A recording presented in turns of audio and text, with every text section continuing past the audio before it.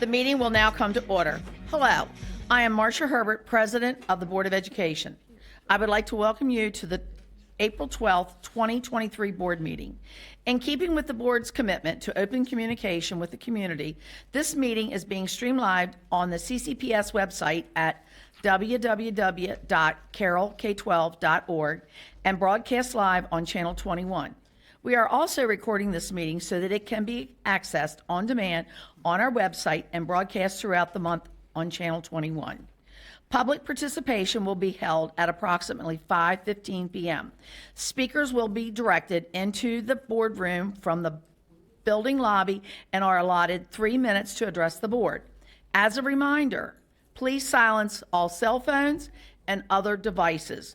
Board members, please turn off your microphones when you are not speaking. Please stand for the Pledge of Allegiance, followed by a moment of silence.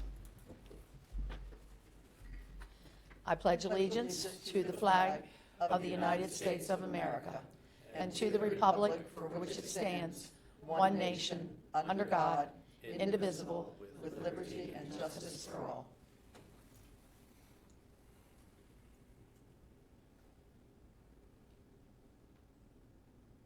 Thank you.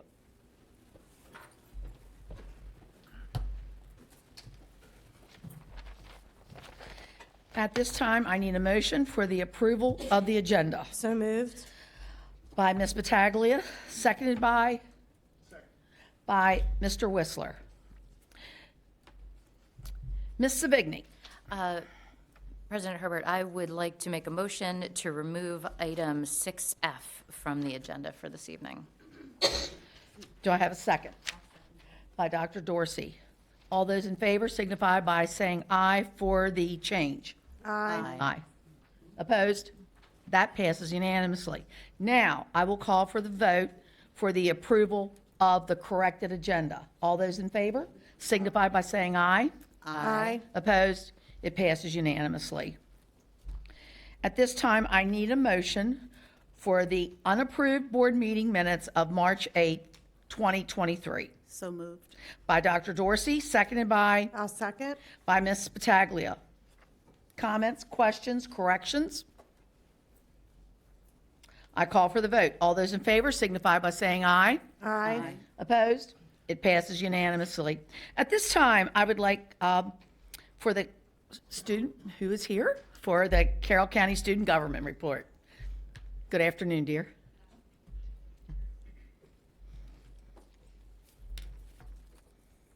Good evening, board members. My name is Flamatu Fofana. I'm the vice president of CCSGA. Unfortunately, Nikki Zhang is up at Massachusetts for a college visit, so I will be giving the board report for today. So currently, we are planning our April General Assembly. This is where we'll vote for our president, vice president, secretary, and second vice president for the upcoming school year. Our General Assembly is currently being planned for April 26th at Liberty High School, which is the president's home school. Candidate applications will be due April 17th, and if you're interested on being on the executive board, please reach out to your advisor or the CCSGA account for applications, or if you have any questions, you can feel free to reach out to our advisor, Mr. Melhorn, or any of our board members. For this General Assembly, registered students will have the ability to choose which workshop they want to attend.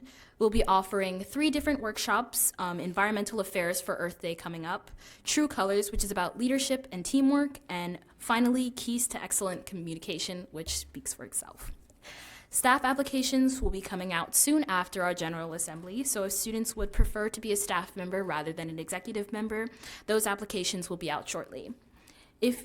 You can view the responsibilities of those staff positions right now, so if you'd like to familiarize yourself with these responsibilities and expectations of these roles, you can visit our CCSJ Instagram or website. Students can apply for more than one position, but they will not be appointed to more than one position. Just some updates of what CCSJ has been doing. CCSJ went on their advocacy day to Annapolis, and we spoke with Delegate Justin Reddy and Delegate Tomlinson, and we have officially voted for our Schwab for the 2023 to 2024 school year, 2024 to 2025 school year. And a big congratulations to Chloe Kang, who will be the Schwab-elect next year. And those are all the updates that we have for this meeting. Thank you so much for listening. And at this time, we will move on to public comment. Ms. Battaglia. To have an orderly presentation of comments by the public, the following guidelines apply. Speakers with a connection to CCPS will be allowed to address the board for the allotted 3 minutes. Only those speakers that have registered online and have notified the communications department will be permitted to speak. Priority will be given to those citizens that are addressing the board about an item on their current agenda. Citizens not appearing in person for public comment can write to the board through email or U.S. mail. Public participation is not intended to be a question and answer session. However, if citizens have specific questions, the superintendent will assign a staff member to make contact during the board meeting to arrange a time to respond to questions. The superintendent board reserves the right to correct misinformation presented as factual after the conclusion of the public participation period. Statements to the board should relate to a recent agenda item, an agenda item that is expected to appear in the future, or a matter or general policy over which the board has authority. Personnel matters, pending appeals, the actions or statements of individual staff, or items related to employee negotiations are not appropriate topics and may not be discussed. The board has scheduled time on the agenda for public participation at approximately 5:15. The board reserves the right to limit the number of speakers on a particular topic so that all topics may be addressed. Additionally, the board retains the discretion to allow additional speakers as it deems appropriate. The board is allowing no more than an hour of public participation. Comments are limited to 3 minutes or less. All comments should be directed to the board members at the dais. Citizens may only address the board with their individual comments. Citizens may not stand in for another person or group and read their comments. When the allotted time expires, the speaker is permitted to complete a sentence. Citizens may leave any handouts for board members at the table in the back of the boardroom. Please do not approach the dais. Additionally, the public may not display signs or posters during the board meeting. In lieu of signs, or if you are unable to complete your comments in a allowed time, individuals are encouraged to submit remarks to the board in writing. Those seated in the audience are asked to be respectful of the speaker and refrain from commenting to the speaker or the board members. First speaker is Amanda Jaskowski. Good evening. It's nice to see you all again. The Blueprint for Maryland's Future represents the most significant education reform legislation in decades for our state, as you know. While most agree that the primary aim, increasing access to high-quality, inclusive education for all students, is sound, there's been much debate about the mechanisms by which we achieve this goal. In the past several months, there's been increasing discussion of the blueprint in our county, and I stand before you today in an attempt to clarify some misconceptions I've heard repeatedly in my community, among parents as well as school system leaders. Some have made claims such as, quote, the blueprint will be the downfall of CCPS and will, quote, have tragic effects on education. It is true that we now find ourselves in a situation where there seem to be few alternatives to increasing class sizes and shifting around educators to schools where the funding formulas require additional resources to be allocated. But it is not true that the blueprint requires these shifts, and it is not fair to claim that the blueprint is, quote, ruining our schools. We put ourselves in this position by cutting our budget year over year down to bare bones and cutting school system positions by over 300 during the time the blueprint has been in development. I'm also concerned that some of these issues are being presented as new. While we have not had the full implementation guidelines for long, many of the central tenets of the blueprint have been clear for years. Districts and neighboring counties have been working to build capacity and address the coming changes well in advance. This preparation has served them well, yet our county seems to have sat on its hands until we reached crisis mode. This, paired with an uncertain county budget allocation and extreme strain on our existing infrastructure in certain parts of the county, has led to a very difficult set of circumstances, to be sure. Today, I am respectfully requesting that the board please provide additional information to the public about the options you've considered beyond moving teachers and subsequently increasing class sizes. What were the alternatives you discussed, and why were those ideas rejected? I think it's important for us to have the clearest sense that everything was on the table before the suggestion that we increase the burden on already overworked and unsatisfied educators and take such drastic measures that put the quality of children's education on the line. It is simply not true, as was stated at a recent town hall, that there is no evidence that class size relates to learning outcomes. I will be sending you research evidence of this tomorrow. It is also not true, as has been consistently repeated by several board members, that the blueprint doesn't include outcomes measures related to student success. There is literally an entire pillar related to accountability, and many whose entire jobs are to measure outcomes of the blueprint, including academic achievement. Instead of complaining about government overreach, looking to circumvent mandated resources from groups of students who actually need more support, or casually wondering what would happen if we simply decided not to meet the mandate, the answer is decreased funding, we should be asking what could happen if we do. The blueprint is here. We would do well to embrace it, continue to think critically about its obvious limitations, problem solve together, and make sure we are doing absolutely everything we can to support our students and educators. Thanks. Thank you. Our next speaker is Maria Moss. If I mispronounce your name, please correct me. Sure. Thank you. Thank you. I'm Marla Posey Moss. I'm the president of the Free State PTA, the official state PTA Congress in Maryland, representing national PTA. And before I continue to speak, I would like to have all or any members of PTA please stand. Thank you very much. Thank you. I'd like to always give acknowledgement to the local supporters of PTA here in Carroll County.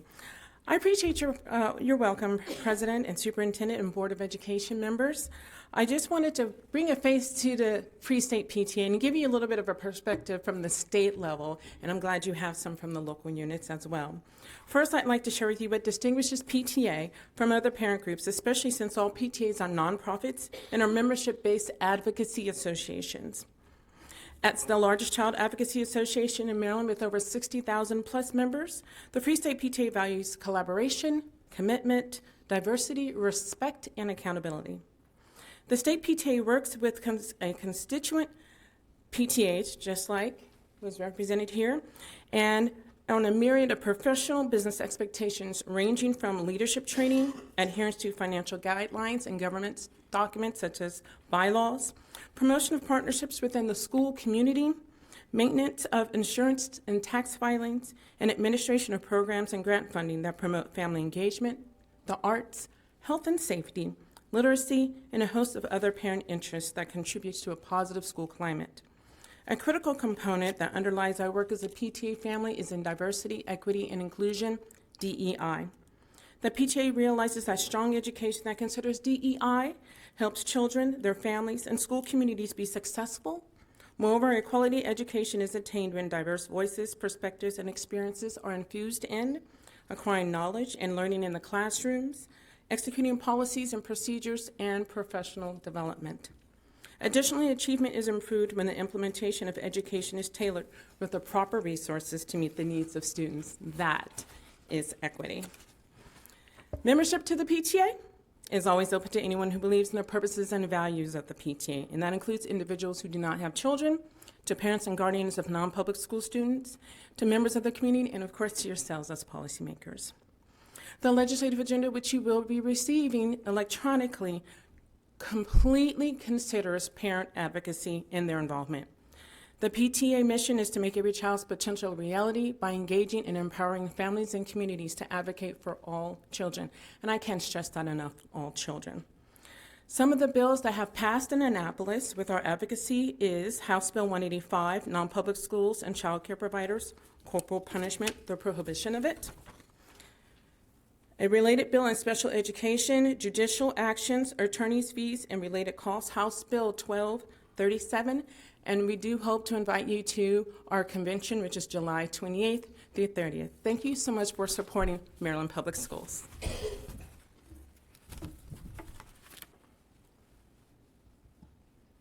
Our next speaker is Sherry Uffit. Again, if I mispronounce your name, please correct me. Hi, it's Sherry Uffer. Thank you. So I wanted to thank the board for inviting me to speak and let everyone know that I am a mother of two students at a high school here in Carroll County, and I'm also happy to be a student support aide as well. So I have a interesting position from within the school, and I'm here today to discuss and reflect the problems I've seen with mental health for students of elementary and middle and high school age. I've found that the mental health of many teenagers in particular has decreased, especially after the COVID pandemic. But according to the National Library of Medicine, 16 studies have shown that between 2020 and 2021, children and college students as well have reported feeling, quote, more anxious, depressed, fatigued, and distressed, unquote, than prior to the pandemic. And unfortunately, even as recently as 2023, according to USA Today, an article that was published in February, suicide rates are up in this country. So my proposition is that we should incorporate 3 mental health days into the Carroll County school calendar. And that would mean that 3 days out of the school year, public schools would be closed for both students and teachers and administrators. As of now, there are 12 states that take part in mental health days. And within these communities, 74% of parents believe that children should be offered mental health days. I think that it would only benefit students and staff and contribute toward the well-being and stability of our school community. They could be placed strategically during times of instruction that are in between periods, between breaks. And I want to thank you for allowing me to come here and suggest it. Thank you. And our last speaker is Paul Taylor.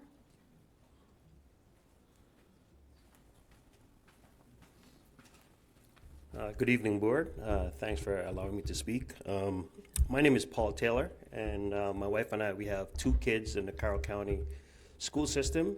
And over the past several months, my kids have had to endure an environment of racial bullying to the point where my son keeps coming home crying, which is making me very, very upset. And while we have engaged the respective school system and the administration has been very understanding and following the progressive disciplinary policy process, the bullying has continued and it has even gotten worse. And so I'm here today to ask the board, what steps will you be taking to protect my child and all the others who are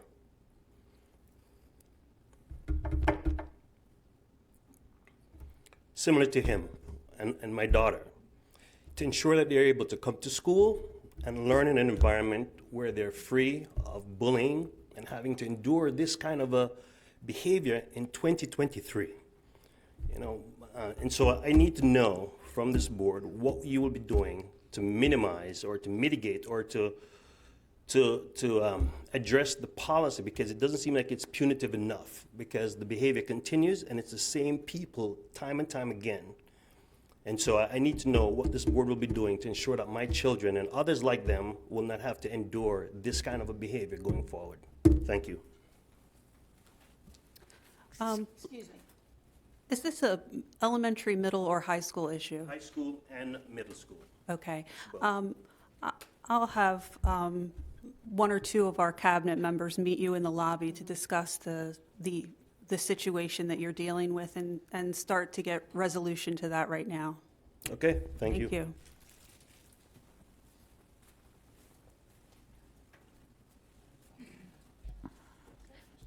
Okay. At this time, we will be hearing from employee groups.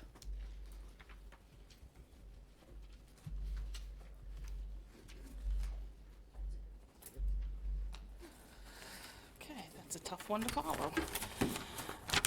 Okay. Good evening, Superintendent McCabe, board members, Commissioner. I am Celeste Jordan, President of CCEA. On May 25th, CCA, CASE, and CCPS held right across Maryland. We'd like to thank the community for coming to the event. We're already making plans for next year. There is nothing better than seeing a child pick out their very own book to take home and to read. CCPS has used one inclement weather day this year, the day before winter break. Luckily, we've had a very nice spring break Thursday to Tuesday and beautiful weather. I hope all the students and educators took time to recharge and soak up some sun to be ready for Q4. As I used to tell my students, there is always something to learn even on the last day of school. Q4 will be filled with standardized testing for most grades, AP testing for high school students, and final exams. Q4 will also have some fun times, play days, prom, and promotion and graduation ceremonies.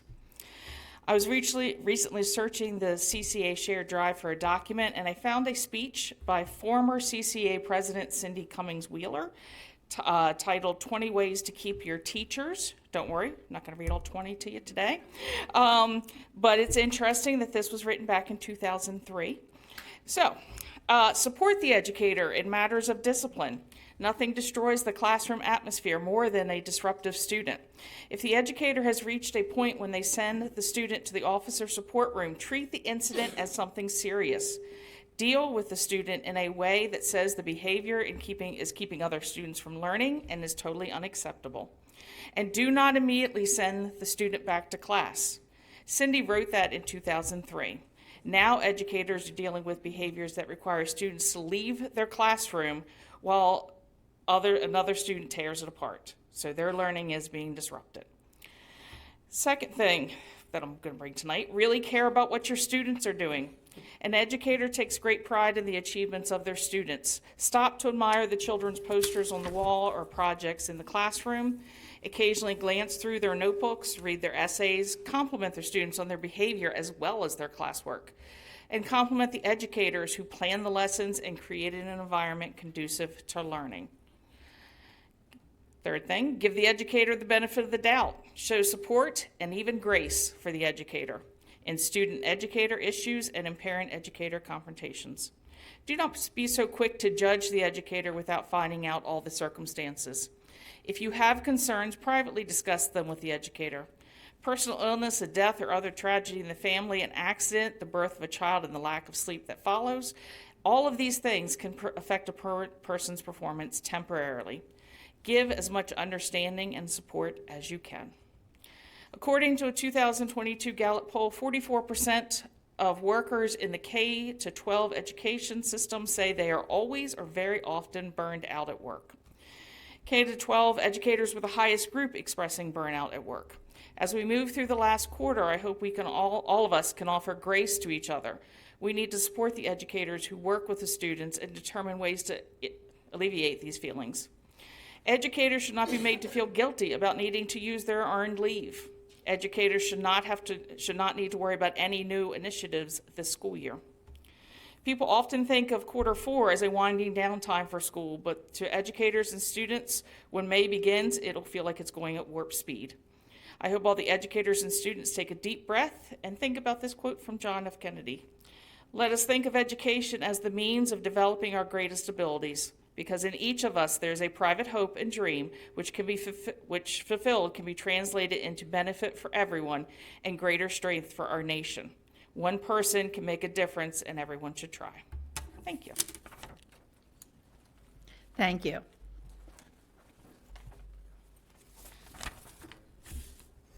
Good evening, Superintendent McCabe, members of the Board of Education, and Commissioner Rothstein.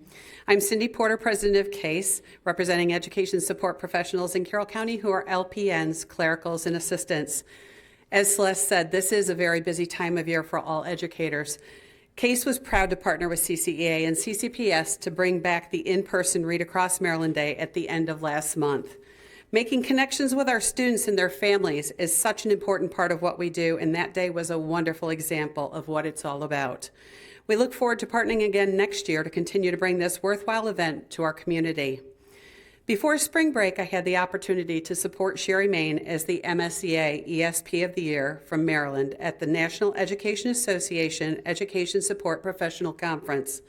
The conference was a wonderful weekend of learning and networking with other ESPs from across the country in the 9 ESP career families. For those who are not aware, an ESP career family is a group of ESP professions that share similar core job skills, responsibilities, education, and training. You've heard me speak on several occasions about the quality of education support professionals here in Carroll County. While at the national conference, one of the most informative sessions I attended while there dealt with the results of a recent NEA survey currently being compiled for public release. But even the results from the 2017 survey speak volumes of our ESPs. More than 57% have an associate's or more advanced degree. On average, ESPs have been employed in that occupation for 13 years. A major source of job satisfaction is the personal fulfillment from working with students. Since 1992, the percentage of all pre-K to 12 ESP working with special education students has increased from 31% to over 60%. 2/3 have given money out of their own pockets to help students with things they need. The majority live in the communities in which they work, and many volunteer there. You may wonder why I mention this myriad of statistics. It's become obvious that while those in this room usually hear me speak of the wonderful qualities of our ESPs, that not everyone in our communities understands. I feel these statistics are very much representative of the education support professionals in the CASE bargaining unit. Our bargaining unit members work tirelessly day in and day out for the students of our county, and I know they will be there as we make the fourth quarter push to the end of the school year, as they are every day. I couldn't be prouder to stand here as I do every month as the representative of these essential, hardworking people. Thank you. Thank you so much. And at this time, board members will be doing special recognitions, and we're going to start with Ms. Savigny with her two. National School Library Media Month. April is National School Library Month. Our media specialists teach students how to locate and use information through both traditional resources and new technologies and instill the love of reading for a lifetime. Thanks to these dedicated employees for making our school media centers a welcoming place for students to live, learn, and have fun. And you have one more? And I have one more. Yes, please. National Teacher Appreciation Week is May 8th through the 12th, and May 9th is National Teacher Day. During this week, we celebrate our extraordinary educators who work tirelessly throughout the year to help all students learn, grow, and fulfill their potential. We are very fortunate to have such dedicated teachers who go above and beyond on a daily basis to meet the needs of our students and provide them with a high-quality instruction. Thanks to our teachers for all you do for our students. Ms. Battaglia? National Student Leadership Week is April 16th through 22nd. Is National Student Leadership Week. This annual recognition highlights the important role that student leaders play in our schools and in the community. We are fortunate to have a very strong and active student government association that gives students an opportunity to voice their opinions and develop their leadership skills. The board would like to thank Emily Tedeschi and our student rep, and Nikki Zhang, president of CCSGA, for their outstanding leadership and the excellent job that they do representing our students. Thank you both. School Lunch Hero Day will be observed on Friday, May 5th. This day is an opportunity for parents, students, and school staff to thank our hardworking schools food service workers. We appreciate these dedicated employees who do whatever it takes to provide our students with healthy meals each and every school day, and for making students feel welcome in our school cafeterias. Thank you. Dr. Dorsey. Okay, Public School Volunteer Week. Public School Volunteer Week will be celebrated during the week of April 17th through 21st. From tutoring and mentoring to chaperoning field trips and assisting in the classroom, volunteers play a crucial role in supporting the success of students and teachers. We very much appreciate the efforts of these dedicated individuals who do so much to support our schools, our students, and our staff. Thank you. Mr. Whistler? Hi, good afternoon. National Assistant Principals Week. Last week, April 3rd through the 7th, was National Assistant Principals Week. Our assistant principals work very hard to ensure our schools run safely and effectively. Our students excel academically and socially. Our teachers grow professionally, and our families and community members become involved and stay engaged in the education of our students. Thanks so much to all of our assistant principals for their outstanding work and leadership. In addition, Administrative Professional Week is April 23rd through the 29th, and Wednesday, April 26th, is actually Administrative Professionals Day. Thanks so much to our clericals, secretaries, and administrative assistants, both in our schools and at central office. These dedicated and caring employees are essential to the daily operation of our schools and offices. They assist our students, staff, and the public in countless ways and play a very vital role in their schools and our entire school system. Thank you, Mr. Whistler. And at this time, we're going to start right with you with your board member activities. Please. Thank you so much. A lot to report. It's been a busy month. On March 10th, I attended Westminster Elementary's bingo fundraiser. I am so grateful for teachers and parents who came together and packed the house to raise funds for their playground. On March 20th, I attended the Blueprint Town Hall at South Carroll High with our superintendent. I really appreciate her efforts to inform everyone on how Blueprint will affect our schools over the coming years. It's so very important that we manage expectations and ensure no one is surprised. For many, it was an eye-opening experience. I'm very concerned that some elements of Blueprint will significantly damage the academic success of our educators. The academic success that our educators have created as compared to other counties. I will continue to work personally alongside stakeholders across the state to either repeal certain mandates or create waiver processes that will preserve local Board of Education control on how we use resources to improve results for every student. On March 23rd, I participated in mock interviews for our junior class at Francis Scott Key High. I really appreciate the numerous leaders of our local businesses and civic groups that volunteered their time to help students improve their interviewing skills. On March 24th, I had a chance to visit Mechanicsville Elementary and see the incredible work of our teachers and staff. Every student I saw was smiling, engaged, and learning. There is little reason to doubt why that school is one of the very best of our elementary schools in the county. On March 27th, I attended Commissioner Joe Vigilotti's town hall in Tawnytown. I appreciated conveying to those residents some of the upgrades we'll see in some of our schools in that region, and it was nice to hear their feedback on how they think our schools are performing.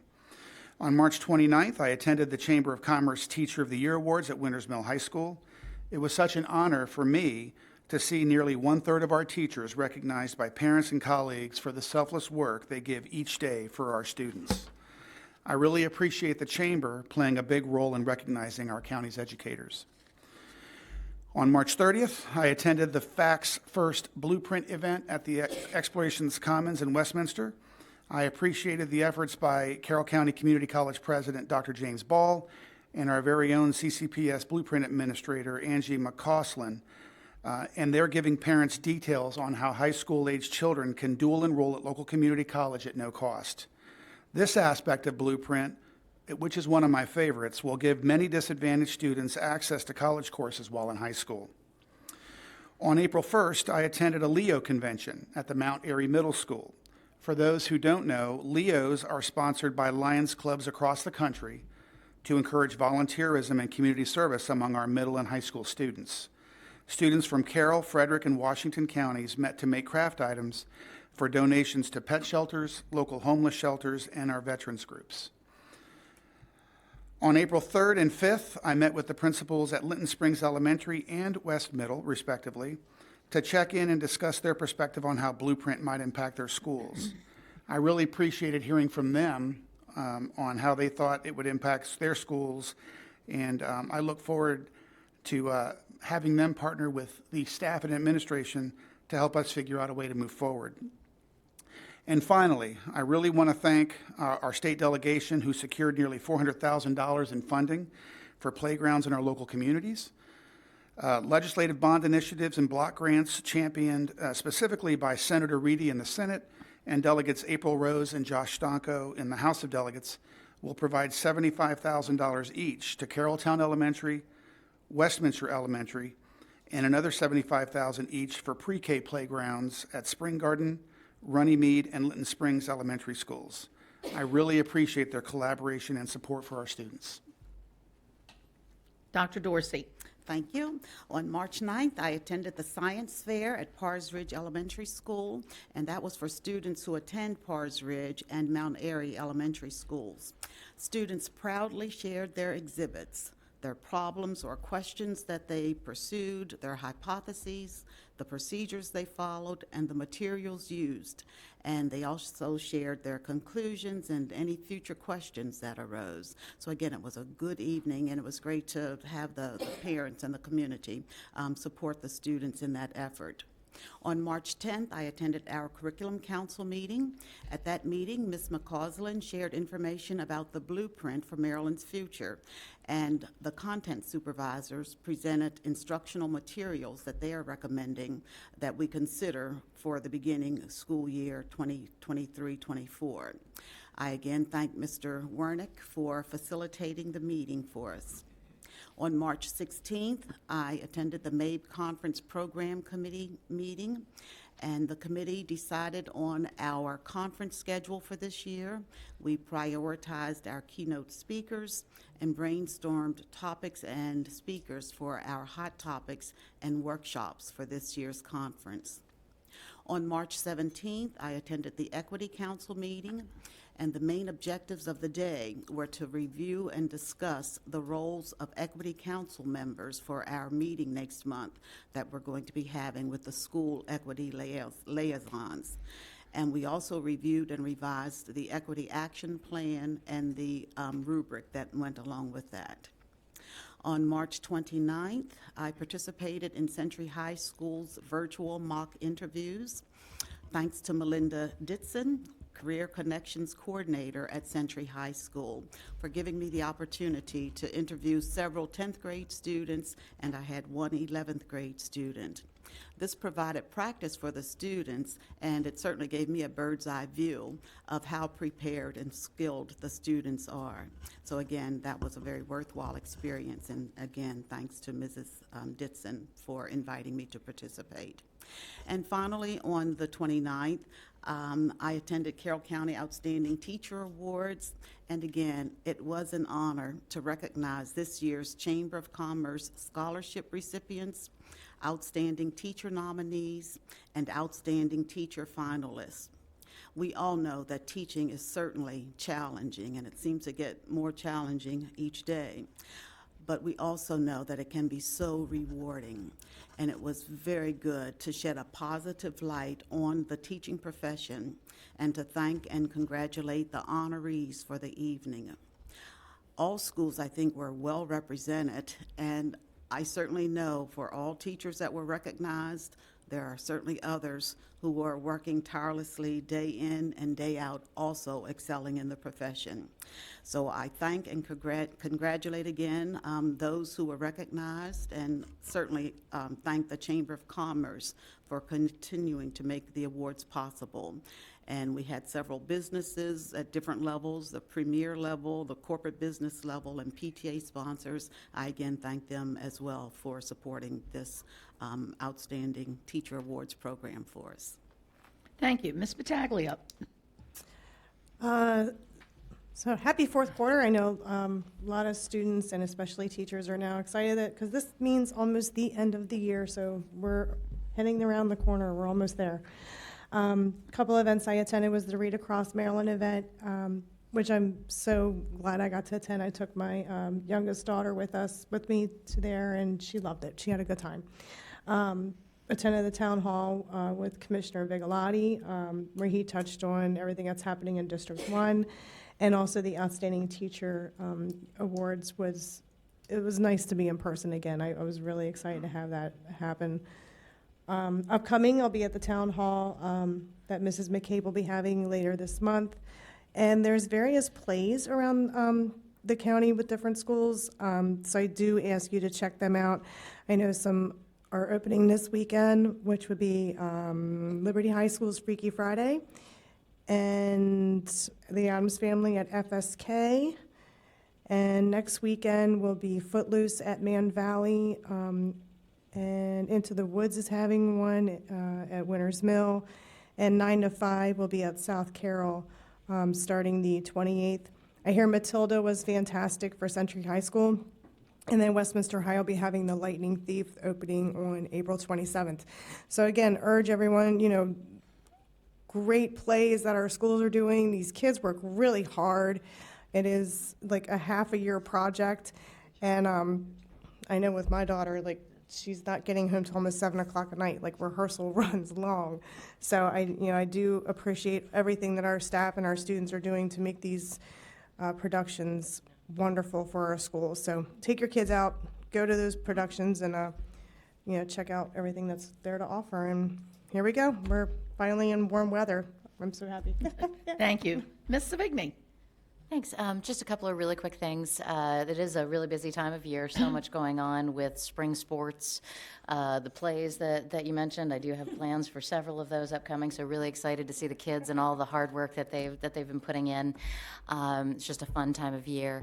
And a lot going on with schoolwork as well, with AP exams and all those sorts of things. So really busy. Just want to send out lots of warm wishes to all of the students, all of the teachers for all their hard work for this really busy time of year. It was really exciting to go to the Outstanding Teacher Awards again this year for the first time in person in a couple of years. So it was really nice to be back in person. And I think it was one of our largest number of nominees this year. And so that's a very exciting time to see just how appreciative folks are. And to see so many wonderful teachers just being recognized for the work they do on a daily basis. And it'll be really exciting to see, so we have our 8 finalists, and it'll be exciting to see the selection very soon. And just also wanted to briefly talk about conversations that we've been having in the community. So very thankful for the town hall discussions that have been happening. Lots of parents, educators reaching out, asking questions, trying to understand what Blueprint means to the school system. And so I just appreciate the reach out from the community. The folks are really starting to get involved, to understand what's going on. And I do especially want to thank the commissioners. Mr. Rothstein, I know I've actually had several discussions with several of your compatriots, and it's they've been very good discussions. I just want to thank you all for being so open to having those discussions and trying to understand, the challenges that CCPS is facing, and acting as true partners in this. So just want to thank you all for that. Ms. Emily. Thank you. On March 13th, CCSGA took our annual Advocacy Day trip to Annapolis, where we toured the U.S. Naval Academy as well as the State House. And I want to send a huge thank you to Senator Reedy and Delegate Tomlinson for the time meeting with us and listening to our advocacy on the different bills and subjects that we prepared for them to hear. On March 22nd, all CCPS high school students were able to vote on the student representative on the Board of Education for the 24-25 school year, after being able to watch a video on their candidates, which included a Q&A and speeches. The votes were counted, and I'm very pleased to congratulate Chloe Kang, a current sophomore from Liberty High School. To prepare her for her term, Chloe will be shadowing Sahithya Sudhakar next year. So thank you to all of the students who participated in voting. Your voice is heard, and your perspective is to ensure that your perspective is shared with the board. And again, congratulations to Chloe. Thank you. And Commissioner? Oh, I pushed the button. Okay. That's the first test. Okay. So, never give up an opportunity to say thank you and call it like it is. And in this case, aim high, as Emily, down to my left, received an appointment to the U.S. Air Force Academy, so congratulations.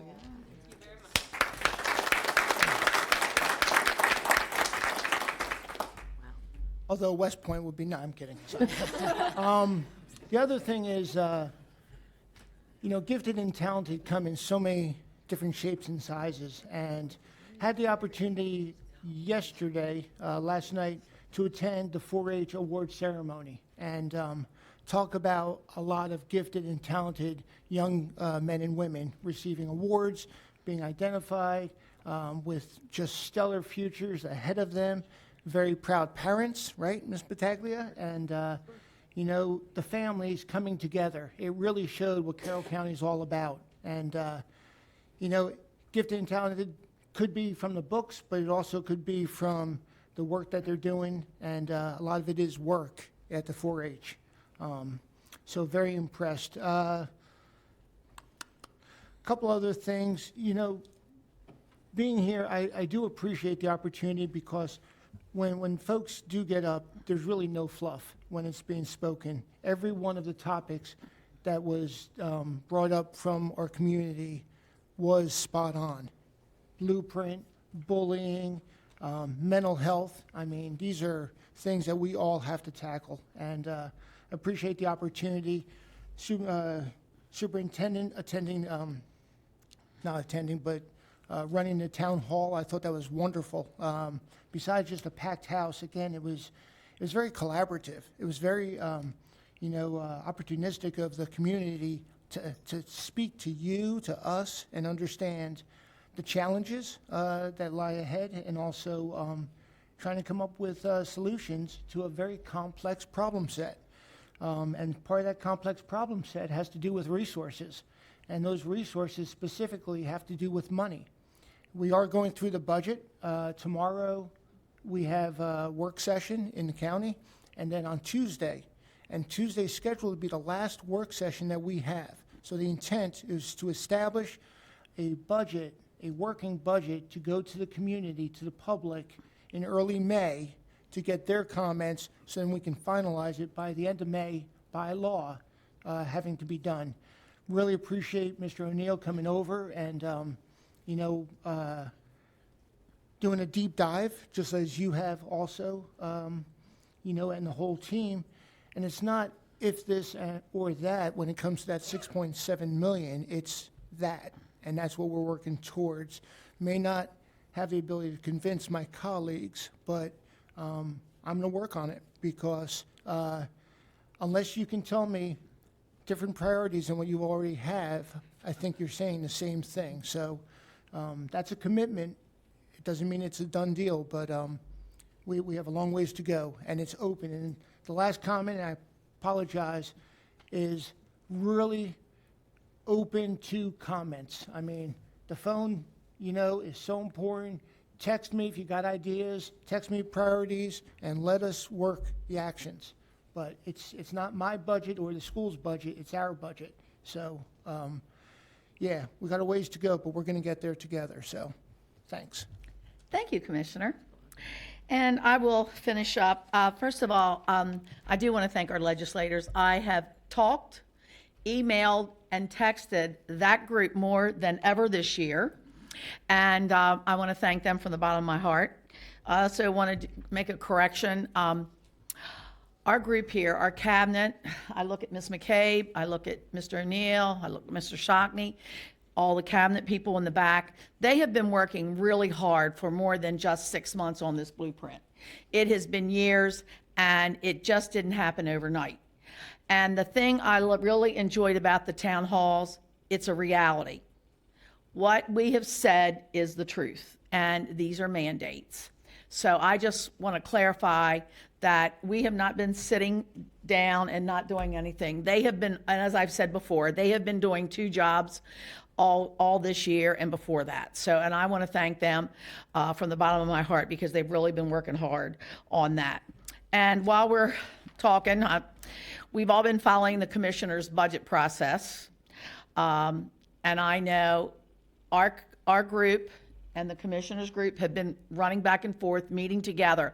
At their initial work session, they took the unprecedented step of including our total FY24 request in their working budget draft. And that was a first that I can ever remember. And I worked in this system a long time.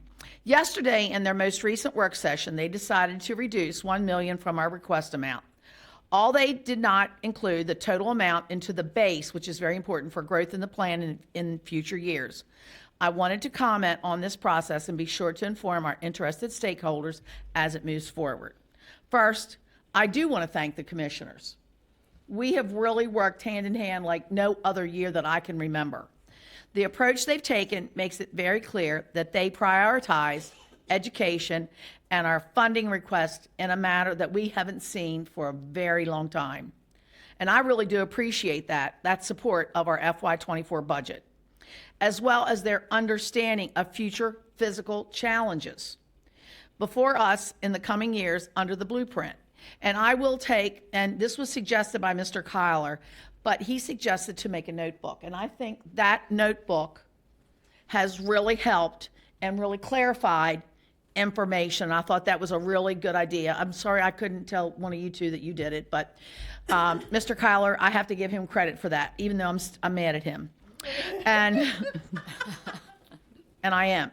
I look forward to ongoing work with our county commissioners to address our local needs this year and in the future. And I will tell you that the Carroll County Public School System is the best advertisement for people moving to Carroll County. At the same time, I do feel the need to address the decision to reduce the $1 million from the FY24 plan. While I understand that the commissioners have tough choices to make, this also causes us hard decisions too.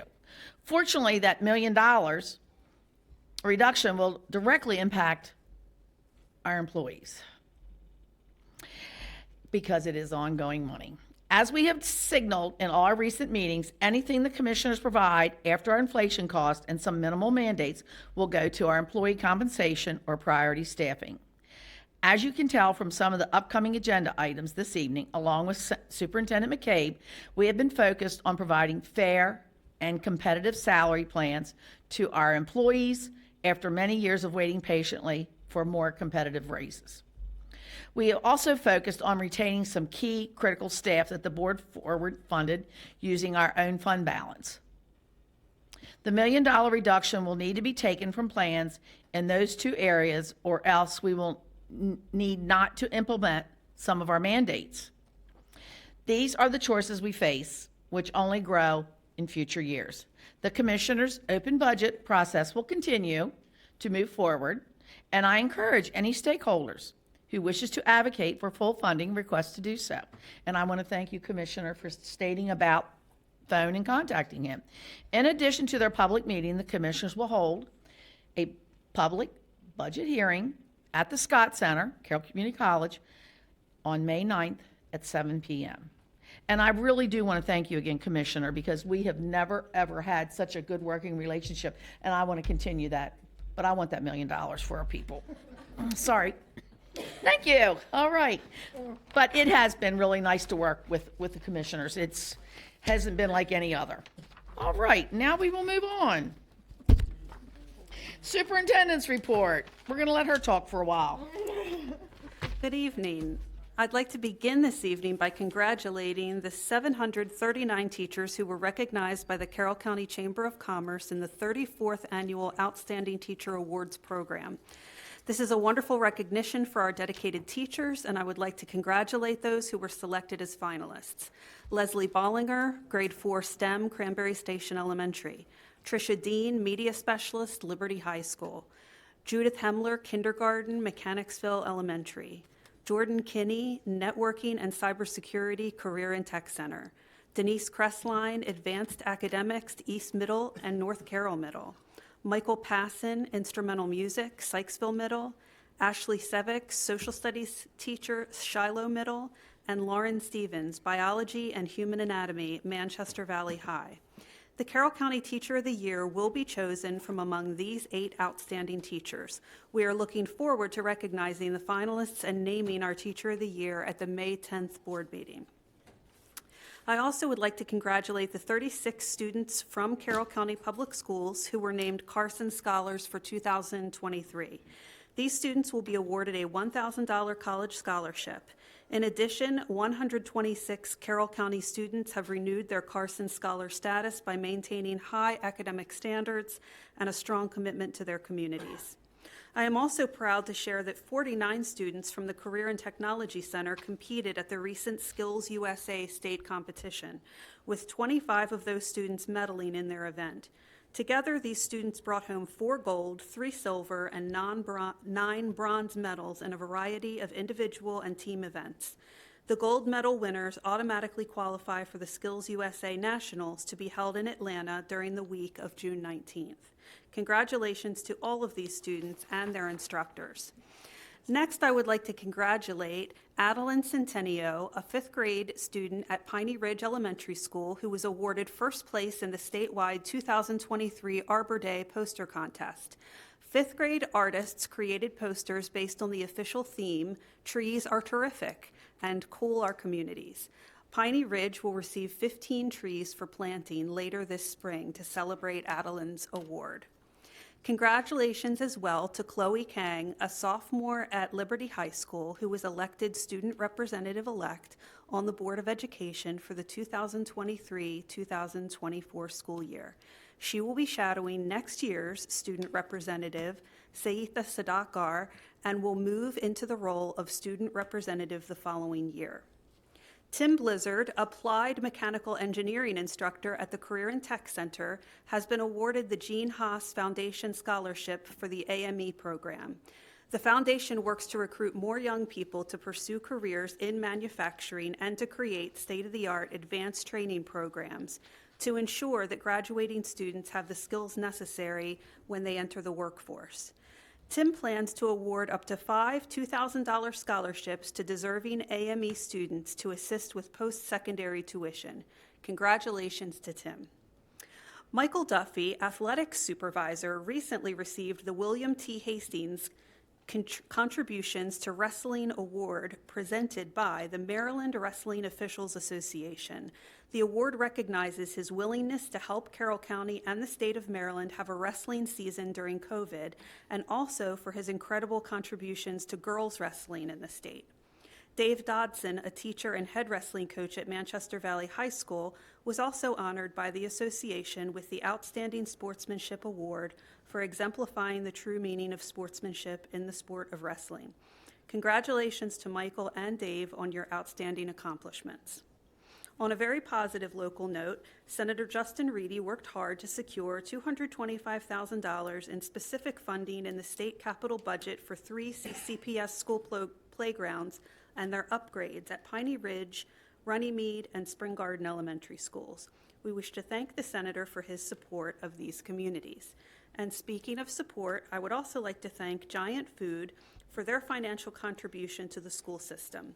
We greatly appreciate the support of them and our other community businesses. And finally, as you may know, this year we used just one of the 4 inclement weather days built into the school calendar, leaving 3 days unused and making the last day of school Monday, June 12th. I have heard from our community that they wish to have the last day of school fall on a Friday, and this would be Friday, June 9th. Later in this meeting, the board will vote on an action item to request a waiver from the Maryland State Board of Education. We will be sending a communication to all families and employees, notifying them as soon as we receive a decision. Well, I thank you, Ms. McCabe. I do have to make 2 comments. Tim Blizzard from Career and Tech is a man of few words. But I will tell you, he does touch the community. And this fall, he had a really big piece of equipment break down. And with his contacts, that person, who is nameless, paid, I think, almost $10,000 to get that equipment repaired. And I cannot thank Tim and whoever that person was out there, but I do want to thank them, and they did not want to be recognized. But that's the kind of work that Tim does. And then he has students come back.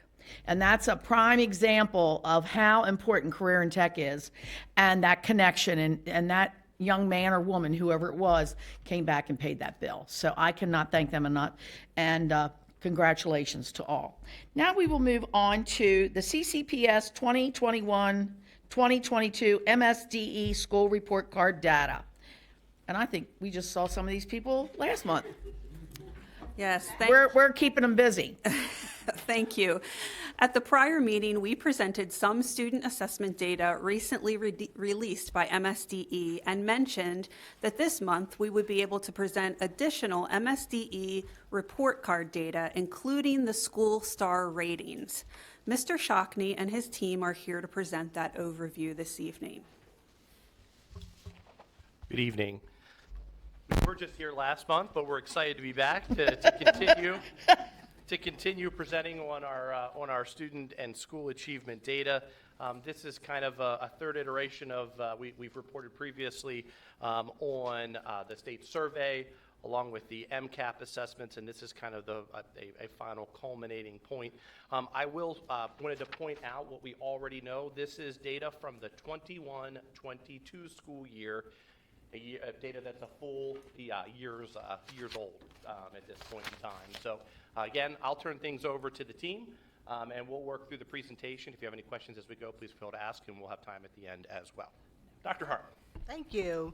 Greetings, Superintendent McCabe, President Herbert, and board members, student representative, and commissioner. Thank you for having us again. We are here today to review our Maryland report card results from the 2021-2022 school year, compare star ratings and scores to the last report card in 2019, and identify our strengths, areas of focus, and next steps. We will share the information using a presentation and discussion format to continue our practice of monitoring academic progress and making informed decisions. Before Mrs. Wilder, Schaefer, and Mr. Yurdar present, we wanted to share this brief summary from the Maryland State Department of Education in reference to the Maryland report card. Just as a student report card shows how well a student is performing in subjects, the Maryland School Report Card describes a school's performance on the Maryland Accountability System. The school report cards are designed so parents, educators, stakeholders, and others can easily understand how their schools are performing, engage in conversations, and plan and discuss ideas and solutions for Maryland schools.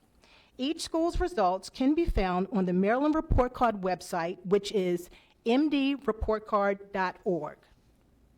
As shared, the Maryland Report Card measured the 2021-2022 school year and was based on how students performed on Maryland Comprehensive Assessment Program tests, access to a well-rounded curriculum, graduation rates, English learner proficiency, attendance, student readiness in high school, and survey results that asked about school quality and student success. These factors determined how many points out of 100 a school received, and the points determined how many stars a school earns. Schools earning 75 points or greater earned a 5-star rating. 60 to 74 points is a 4-star rating. 45 to 59 points is a 3-star rating. 30 to 44 points is a 2-star rating, and 29 points and below is a 1-star rating.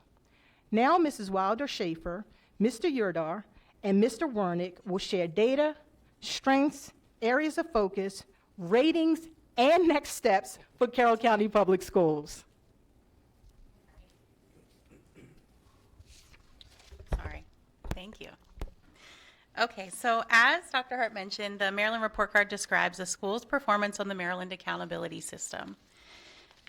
As you can see, we're going to look at the Maryland School Report Card measures. Elementary and middle school follow the same, follow the same measures with academic achievement, progress in achieving English language proficiency, academic progress, and school quality and student success. While high school has a few differing measures related to graduation rate and post-secondary success. I'm just going to briefly describe the indicators for you. So academic achievement for elementary and middle includes the percent of students scoring proficient or higher in ELA and math on the MCAP and the average performance level of students in ELA and math MCAP as well.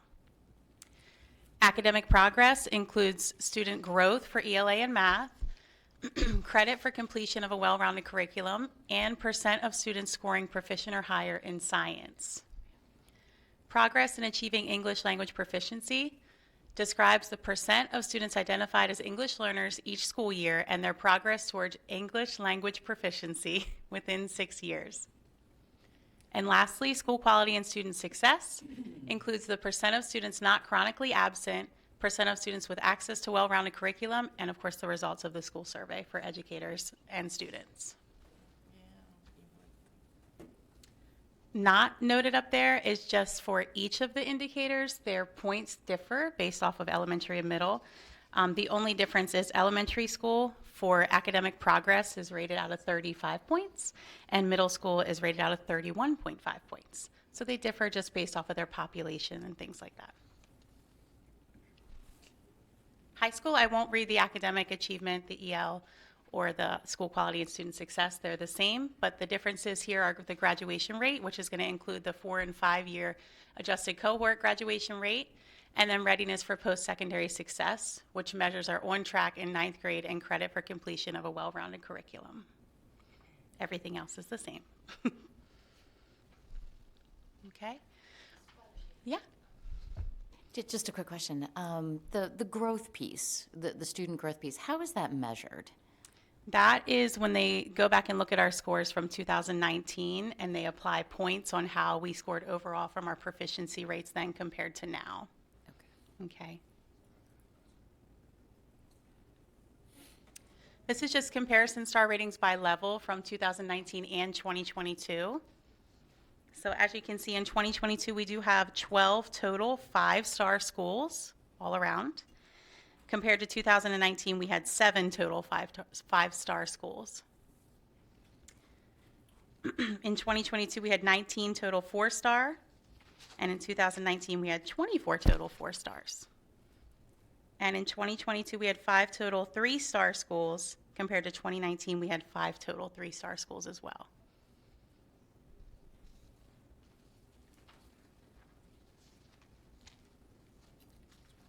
Okay, this is our star rating comparison broken down by elementary school. The orange is our 2019 star rating compared to the 2022 star rating. In elementary school, we had 7 schools that improved from a 4 rating to a 5-star rating. We did unfortunately have 2 schools that decreased by 1 star rating, with Winfield Elementary going from 5 to 4 stars. However, they only decreased overall by 1.2 points. So they were right on the cusp of, they must have been right on the cusp to begin with, so then they decreased and unfortunately went down a star. Robert Moton Elementary went from 4 stars to 3 stars and decreased by 7.8 points since 2019. All of which, in Winfield Elementary's case, they decreased in academic achievement and school quality and student success. And Robert Moton, unfortunately, decreased a little bit in each area overall.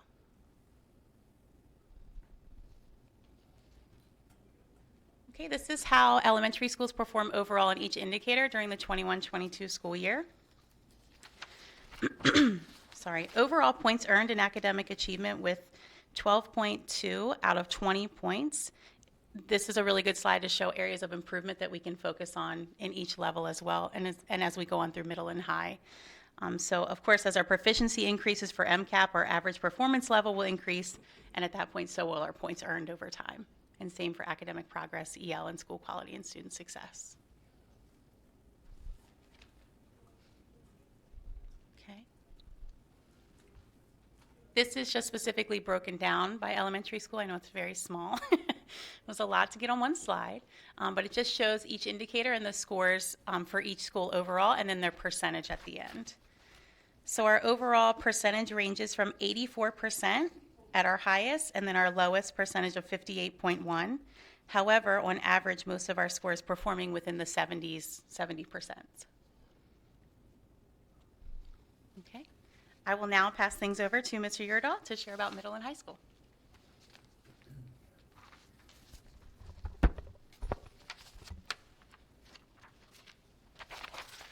So this graph shows the star rating comparisons by middle school from 2019 and 2022. So we have 7 schools rated 4 stars and 1 school rated 3 stars for the 2022 school year. 2 schools decreased in ratings. Those 2 schools are Oklahoma Road from 5 to 4.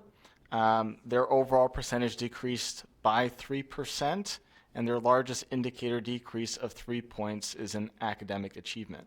Northwest also decreased from a 4 to a 3, with an overall percentage decrease of about 10%. Their largest indicator decrease of 5 points in school quality and success. We did see increases in Westminster East and West, significantly by about 5% for both schools. That gave them a star rating move up from a 3 to a 4. This chart shows overall middle school performance broken down by indicator. From 2019 indicator, scores for academic achievement and school quality and student success have decreased by about 3 points. Academic progress has increased by more than 4 points, and that is our strongest performing indicator. We have less than half of the total possible points that can be earned in academic achievement, which includes proficiency ratings from the 2022 MCAP. This shows individual middle school performance broken down by indicator.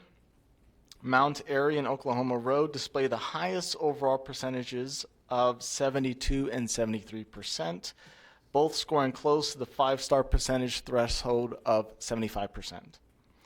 Northwest, our 3-star school, has the lowest overall percentage of 54%. That falls 6% behind the 4-star threshold of 60%.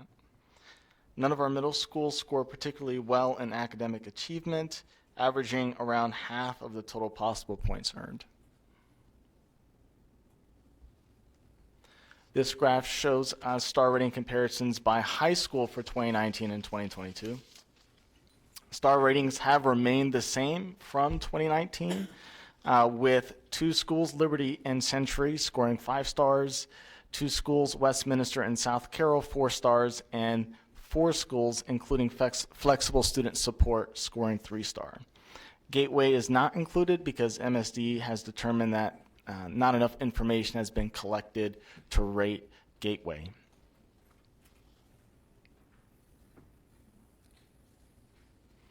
Overall high school performance broken down by indicator. From 2019, we see our largest decrease in indicator academic achievement of about 5 points. And progress in achieving English language proficiency of about 3 points. We don't have any increases from 2019. Graduation rate has, for the most part, remained the same, with just a slight decrease of 0.1 being our strongest indicator, as it is historically. And similar to middle school, we score about half of total points possible in academic achievement and less than half in progress and achievement English language proficiency.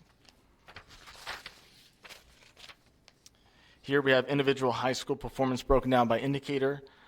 Century and Liberty display the highest overall percentages of 77 and 76%. Francis Scott Key is our lowest performing school with an overall percentage of 57.1%. Its lowest indicators being in readiness for post-secondary success and school quality and student success. Despite academic achievement being low overall, I think it's good to note that Westminster gained the most points in this category of academic achievement, knowing that that's our lowest amount of proficiency amongst all schools, all high schools. And now I'll pass it on to Steve, who will talk about next steps. Thank you. As we shared last month, we shared many next steps for ELA, for math, and at the individual school levels. And so as schools continue to look at this, they'll develop their school improvement team processes, and they'll really dig deep into the report card as well as the MCAP data, the specific MCAP data.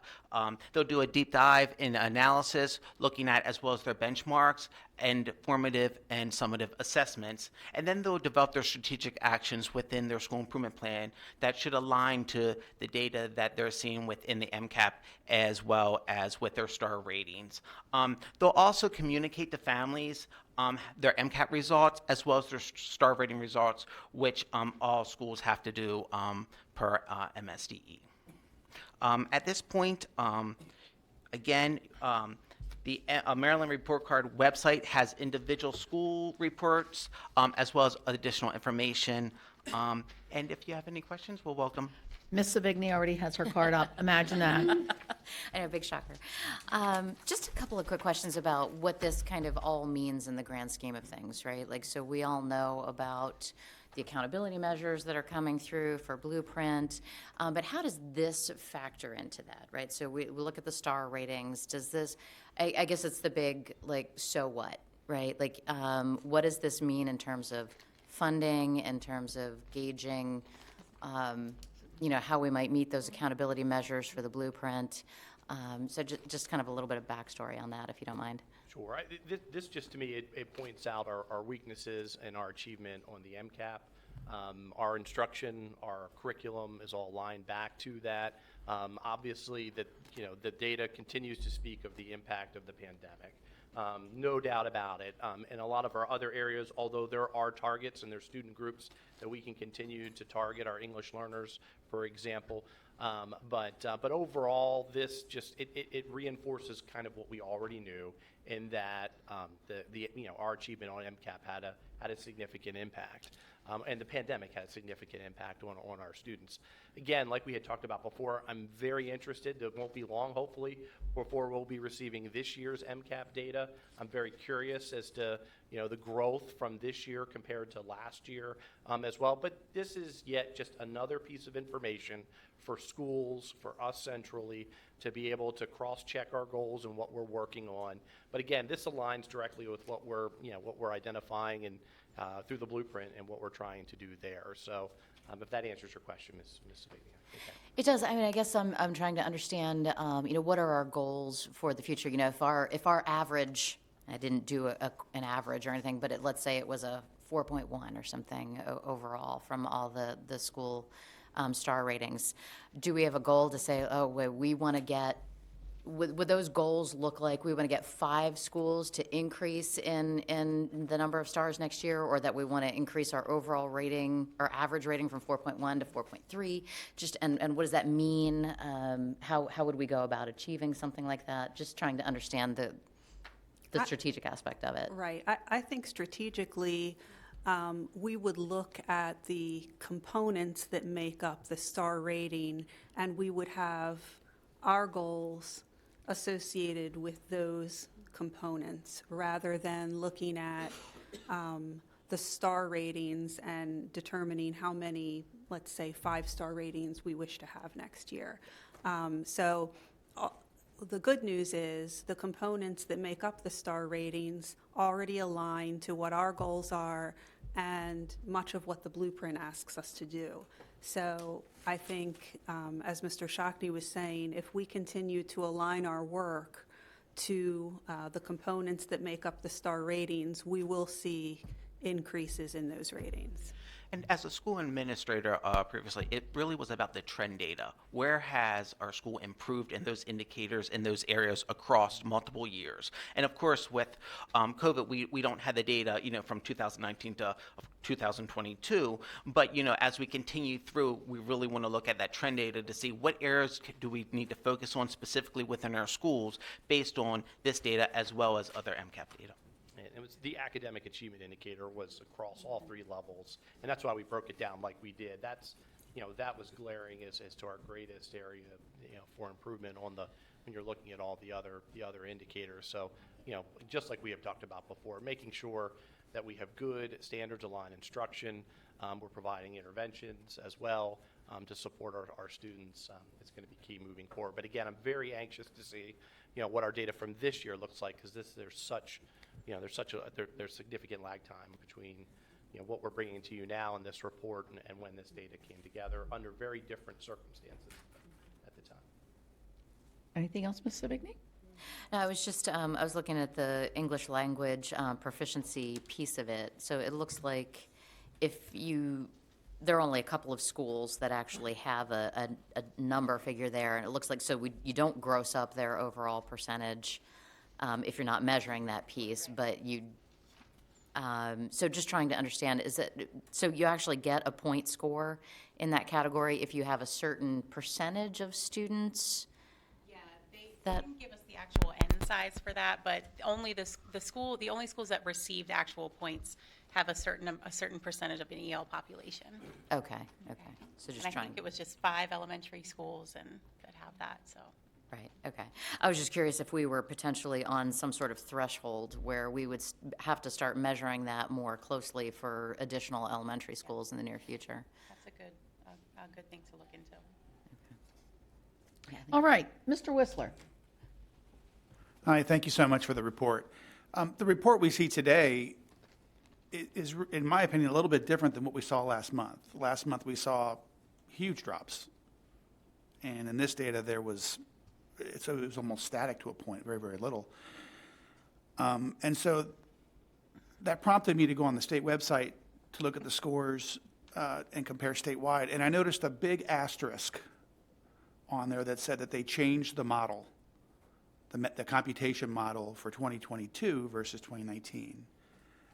And so I have 2 questions. Number one, do you know what those changes involved? Like what elements of the computation model did they involve? And number 2, do you think those changes at the state level kind of give us an artificially high star ratings, or are they bringing our star ratings down and they could be higher? I'm just curious about that asterisk I saw on the state website about the changing of the mathematical model. If you have any insight into that, you might not. And the answer is no. We don't have a clear view as well, and we have contacted MSDE in reference to the computation and how they get scores. And if you go really deep, you'll see that some schools are measured differently. Some it may be out of 35 points, and sometimes it's out of 22 points. And so we're trying to get a clear understanding of what that means and how that determination is made. And we aren't the only school district that's asking those questions. But as soon as we get a clear picture and a clear understanding, we'll be more than glad to share that information with Mr. Shockney to come back and share that with you. But we've all had the same questions as well. Yeah, again, it's just very different from last month's report. And again, I don't know if there's something going on at the state level just to make things look more euphemistic than what they really are. And I think just to keep in mind that while, of course, MCAP is an academic achievement is a portion of your Maryland report card, it is just a portion. And it looks at so many other indicators that also have sometimes larger overall points than what our academic achievement area does. But from each level, they also have different weights on how they come up with those calculations. So there is unfortunately just no one simple answer that we could even give. But just to keep in mind that even though we did report differently on MCAP last month, that's just one portion of it. Right. And 2 different assessments. Sure. The assessment 2019 is different than, and I'm sorry, the assessment from 2019 is a different assessment that was utilized last school year. Yeah. Dr. Dorsey, did you want to? Thank you so much for your efforts. Okay. Tara? All right. I have to say something though about this because I just can't keep my mouth shut. Because when you all came, and some of you weren't here, but on 2019, that was, I mentioned it then, I'm going to mention again. It is very subjective in certain parts of that, and you all have to agree to that. And Mr. Shockney and I we've had that discussion. But I want to tell you something, and I want everybody to know this. There was a 5-star school in Baltimore City. I think there was only one. They did not have one person proficient in algebra. Now, that tells me something about stars. I really have a hard time stomaching that, academic achievement is very important. The MCAT scores are there.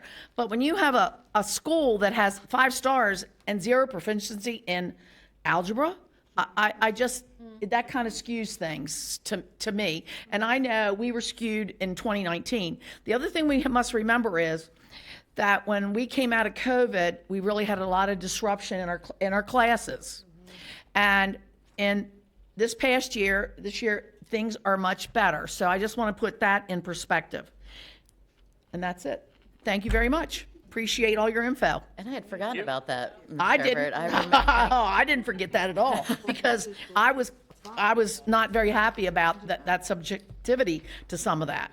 So, yep. All right. Well, I saw the man walk in. We are moving on to school's construction report. Ms. Savigny. The monthly construction report tracks progress on ongoing capital projects. As always, Mr. Marks is here for any questions or discussion. I did want to note that the two large projects, the Career and Tech Center and East Middle, continue to progress on schedule and at budget. If you ride around the East Middle property, you will see that the new building is largely enclosed now, and the vertical siding is even going up in places. On the far side of the building, from where we are positioned here, the original wall sconces from the old school are installed on the exterior wall. With the building largely enclosed, work is progressing rapidly inside. We still need everything to remain moving on what is a very tight schedule, but later this summer, perhaps in late June, we will announce an open house for the community to be able to participate in the transition from the old school to the new. Any questions? All right, Ms. Savigny, do you have any questions? No? I actually do. Okay, I knew that. That's why I said that. I was actually, one of the things I was going to ask about was East Middle, like when we're going to have the sort of There you go. celebration and a walkthrough. So that's very exciting. Is there anything, I don't want to jinx it, but is there anything that we're concerned about being able to complete in time to start the new school year in that building? I would say I would say the thing that I'm most concerned about is just the fact that once the students do start in the school, we will have the task of raising the old building. Right. And so that is going to just create some complexities for the school as far as entrance and egress and equipment on the site during school hours. Mud. More mud. That's my main concern. Mr. Marks, any other remarks about that? No, I think that's the highest concern we have. We can only promote everybody to take the bus as much as possible because it's going to be a constricted site. We won't have a full bus loop there and completed because we have to remove that hill after we take the school down. Yes, and there's stormwater management work that's going to happen also. So thank you, Mr. O'Neill. Yes, so it is going to be very busy still. We'll make it. We'll have the Principal Carver to disseminate the information out to the parents. As we get closer to understand what next fall is going to look like, and we'll try to come up with as many contingency plans as we can to take care of the arrival and dismissal smoothly. Well, thank you. And I just